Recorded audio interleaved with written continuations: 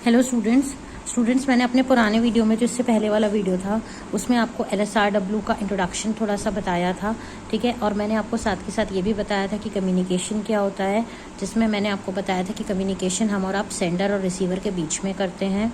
Sender और receiver को अपनी बात को एक दूसरे को ट्रांसमिट या पास करने के लिए एक मीडियम यानी कि एक चैनल की ज़रूरत पड़ती है, जिसे हम वर्बल या नॉन वर्बल टेक्निक का इस्तेमाल करके कर सकते हैं। अगर नॉन वर्बल है तो मतलब जेस्चरल है, और अगर वर्बल है तो ओरल या रिटन करके हम अपनी बात को ट्रांसफ़र एक दूसरे से कर सकते हैं। लेकिन ओरल हो चाहे रिटन हो, दोनों में ही एक चीज़ इन्वॉल्व होगी। वो चीज़ आपकी क्या है? वर्ड्स, यानी कि दोनों चीज़ों में वर्ड्स होने ज़रूरी हैं।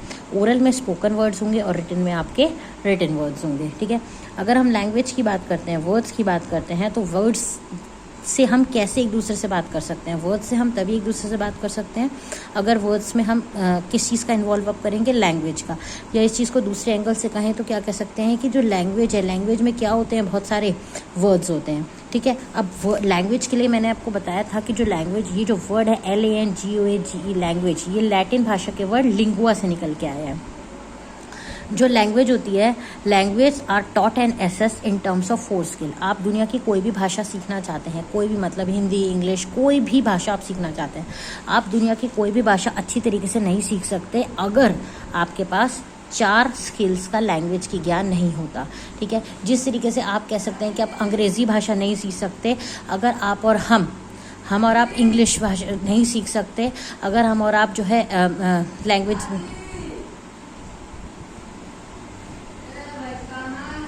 हम और आप उसकी बात नहीं कर सकते। क्यों नहीं कर सकते? अगर हम और आप LSR और W की बात करेंगे तभी हम अपनी कोई भी भाषा को सीख सकते हैं, तभी हम कोई भी भाषा को सीख सकते हैं, ठीक है।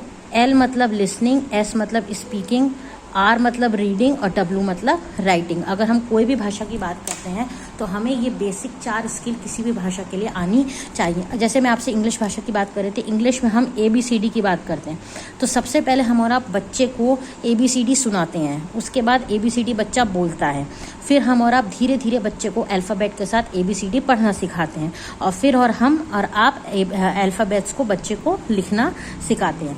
मैंने आपको ये भी बताया था कि ये चारों स्किल्स जो होती हैं ये ऑल आर इंटर रिलेटेड। ये चारों स्किल्स आपस में एक दूसरे से जुड़ी हुई होती हैं और इंडिपेंडेंट नहीं होती, मगर ये आप कह सकते हैं कि ये एक दूसरे पर इंटर रिलेटेड हैं और एक दूसरे से जुड़ी हुई हैं। इनका अपना अलग अलग अस्तित्व है, लेकिन चारों एक दूसरे की पूरक हैं। एक के बिना दूसरी, दूसरी के बिना तीसरी और तीसरी के बिना चौथी स्किल कभी भी पूरी नहीं हो सकती। एग्जाम्पल के तौर पर मैंने आपको पहले भी बताया था, बच्चे का एग्जाम्पल मैंने अभी भी आपको दिया। ये सारी लैंग्वेज हम प्रॉपर ऑर्डर में ही करते हैं, यानी कि सबसे पहले हम L का इस्तेमाल करेंगे, फिर S का इस्तेमाल करेंगे, फिर R का इस्तेमाल करेंगे, फिर W का इस्तेमाल करेंगे। अब हम इस चीज़ को थोड़ा सा और डिटेल में पढ़ लेते हैं इस वीडियो के अंदर। क्या कहता है कि हम और आप कभी भी इन चीज़ों का, जैसे मैंने अभी अभी आपको बताया कि हम और आप इन चीज़ों का ऑर्डर ख़राब बिल्कुल भी नहीं करते, ठीक है ना। इनको हम ये कह सकते हैं कि the proper order and procedure we should follow for them if you want to have the proficiency in any of the language. अगर मैं किसी भी एक लैंग्वेज के एक्विजिशन की बात करूं, अगर मैं किसी भी एक लैंग्वेज के एक्विजिशन की बात करूं, एक्विजिशन का मतलब क्या होता है? अगर मैं किसी भी एक लैंग्वेज को सीखने या सिखाने की बात करूं तो मुझे इन 4 स्किल्स में LSRW में क्या चाहिए? प्रोफिशिएंसी चाहिए ही चाहिए, ठीक है। अगर मैं प्रोफिशिएंसी लाना चाहती हूँ तो मुझे इन चारों चीज़ों की डीपली प्रैक्टिस करनी पड़ेगी, और इन चारों स्किल्स को मुझे किसी भी इंसान को सिखाने के लिए इंटीग्रेटेड मैनर में ही मैं इसे सिखा सकती हूँ। इंटीग्रेटेड मैनर का मतलब क्या होता है? ऐसा नहीं कि मैंने खाली L सिखा दिया, सुना दिया, बोलना नहीं सिखाया, बोलना सिखा दिया तो पढ़ना नहीं सिखाया, और पढ़ना नहीं सिखा दिया तो लिखना नहीं सिखाया। ये चारों स्किल्स इंटीग्रेटेड, मतलब एक साथ ही आप किसी चीज़ को सिखा सकते हैं, तभी आप किसी लैंग्वेज के मास्टर कहलाएंगे, यानी कि आप किसी भी लैंग्वेज के एक्सपर्ट कहला सकते हैं। नेक्स्ट है, अब हम एक एक करके स्टार्ट करते हैं इन सारी स्किल्स को डिटेल में पढ़ना। सबसे पहले आपकी स्किल आती है लिसनिंग स्किल। सबसे पहले आपकी कौन सी स्किल होती है? लिसनिंग। जैसे कि मैंने आपको बताया लिसनिंग का मतलब क्या होता है? सुनना। जैसे कि मैंने आपको बताया लिसनिंग का मतलब क्या होता है? सुनना। जैसे कि अगर हम लिसनिंग की बात करते हैं तो लिसनिंग हमारी फर्स्ट लैंग्वेज स्किल है। लिसनिंग क्या है हमारी? ये हमारी फर्स्ट लैंग्वेज स्किल है जिसे हम एक्वायर करते हैं। एक्वायर करने का मतलब क्या होता है? हासिल करते हैं in our native language. In our native language. अब यहाँ पर नेटिव लैंग्वेज से मतलब क्या है? नेटिव लैंग्वेज जैसे आपकी जो भी अपनी भाषा है, मातृभाषा है, जैसे हमारी मातृभाषा हिंदी है, तो नेटिव लैंग्वेज सबसे पहले बच्चा पैदा होता है तो अपनी माँ के मुंह से लिसन करता है, सुनता है, हिंदी भाषा को सुनता है, ठीक है। जो जिस भी देश का नागरिक होता है वो उसी देश की भाषा को सुनता है। तो लिसनिंग क्या होता है कि ये फर्स्ट लैंग्वेज होती है जिसे हम और आप अपनी नेटिव लैंग्वेज से एक्वायर करते हैं। जैसे कि हम कहते हैं कि बच्चा जो सुनेगा वही बच्चा बोलेगा, ठीक है। सेकंड पॉइंट हम लिसनिंग के लिए क्या कह सकते हैं कि लिसनिंग जो होती है it could be enhanced bye focusing on making the students listen. अब हम इसको बढ़ा कैसे सकते हैं? इसको हम इन्हांस कर सकते हैं। इन्हांस करने का मतलब क्या होता है?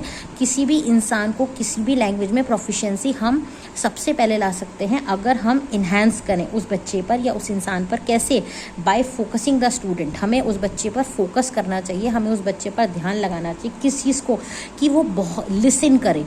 लिसन करे क्या? बहुत सारी साउंड्स को, बहुत सारी चीज़ों को, बहुत सारी ध्वनियों को, आवाज़ों को, जो चीज़ हम चाहते हैं कि वो क्या करना चाहे, सीख जाए।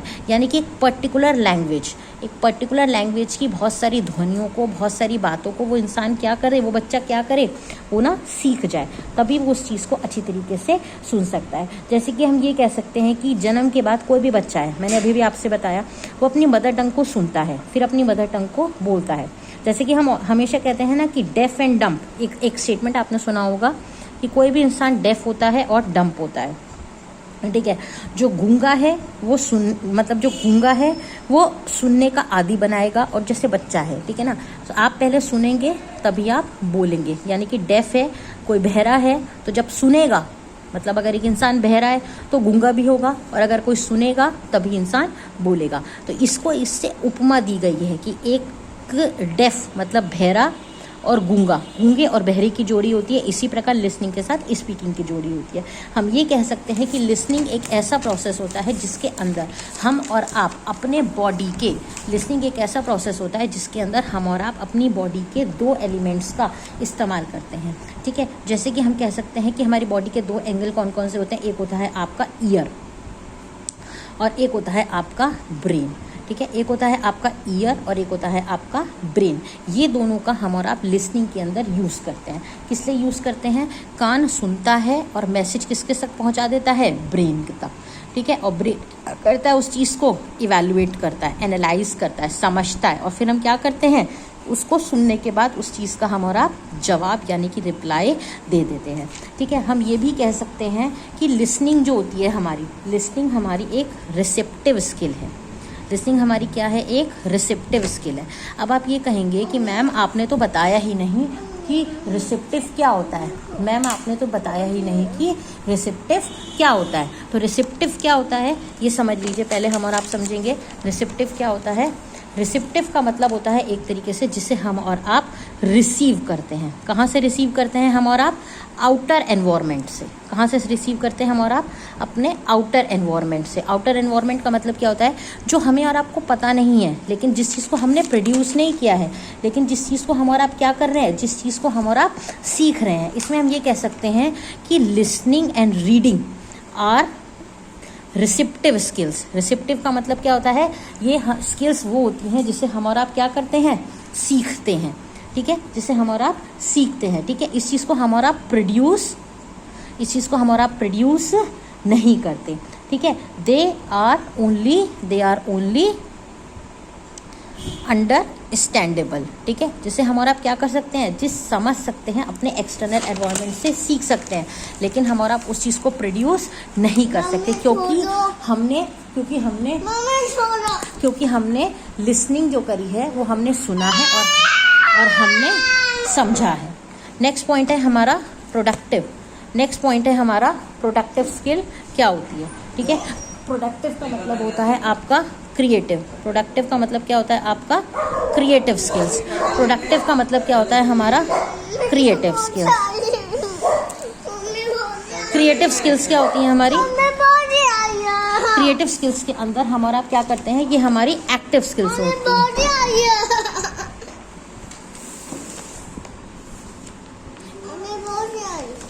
क्रिएटिव स्किल्स हमारी क्या होती हैं? क्रिएटिव स्किल्स हमारी एक्टिव स्किल्स होती हैं। एक्टिव स्किल्स के अंदर हम और आप क्या करते हैं? एक्टिव स्किल्स को हम और आप ठीक तरीके से सारी चीज़ों को समझने की कोशिश करते हैं। जैसे हम और आप एक्टिव लर्नर रहते हैं, जो हमसे कोई कुछ कह रहा है हम उसे चुपचाप से फटाफट से सुनते रहते हैं और उस चीज़ का रिप्लाई करने की कोशिश, उस चीज़ का हम और आप क्या करते हैं? रिप्लाई करने की कोशिश करते हैं। अगर किसी ने हमसे कुछ भी कहा, किसी ने हमसे कुछ भी कहा तो हम उसकी बातों को ध्यान से सुनते हैं और सुनने के बाद समझते हैं, क्योंकि लर्नर्स जो होते हैं वो अपनी स्किल्स को तभी अप्लाई कर पाएंगे अगर वो चीज़ को क्या कर पाएंगे? प्रोड्यूस कर पाएंगे। अगर हम किसी चीज़ की लर्निंग करेंगे तभी हम उस चीज़ को प्रोड्यूस करेंगे। इसीलिए हम और आप इस चीज़ को प्रोडक्टिव या क्रिएटिव स्किल्स भी कहते हैं। नेक्स्ट हमारा पॉइंट आता है, सेकेंड पॉइंट है हमारा स्पीकिंग। अब बात आती है कि ये स्पीकिंग क्या होती है, ठीक है, और हम और आप स्पीकिंग के अंदर क्या करते हैं। अगर हम और आप स्पीकिंग की बात करते हैं तो स्पीकिंग में हम ये कहते हैं कि हम जैसा सुनेंगे वैसा हम और आप बोलेंगे। यानी कि जैसा भी हम और आप स्पीकिंग की बात करते हैं तो स्पीकिंग में हम जैसा सुनेंगे वैसा ही हम और आप बोलेंगे, ठीक है। अब स्पीकिंग के लिए अगर हम बात करते हैं तो हम अपने नेक्स्ट वीडियो में स्पीकिंग को डिटेल से पढ़ेंगे, ठीक है। तब तक थैंक यू।